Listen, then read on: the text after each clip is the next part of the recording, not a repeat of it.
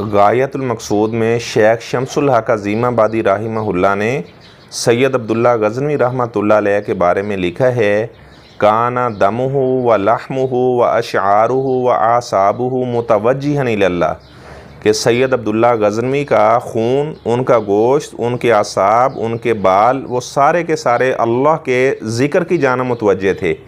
सैयद अब्दुल्ला गज़नवी कसरत से अल्लाह का ज़िक्र करने वाले थे। और सैयद अबू बकर गज़नवी रहमतुल्लाह अलैह वो फरमाया करते थे, अगर आपको अल्लाह के ज़िक्र में लज्जत आती है तब भी अल्लाह का ज़िक्र करें, अगर आपको लज्जत नहीं आ रही तब भी आप अल्लाह का ज़िक्र करें। एक वक्त आएगा कि आपको तख्ते सुलेमानी से भी ज़्यादा अल्लाह तबारक तआला अपने ज़िक्र के अंदर लज्जत अता फरमा देगा। तो अल्लाह तबारक तआला के ज़िक्र में बड़ी लज्जत है, लेकिन जो झूठ बोलने वाला इंसान है, गीबत करने वाला इंसान है, उसे अल्लाह तबारक तआला फिर अपने ज़िक्र की लज्जत महसूस नहीं होने देते।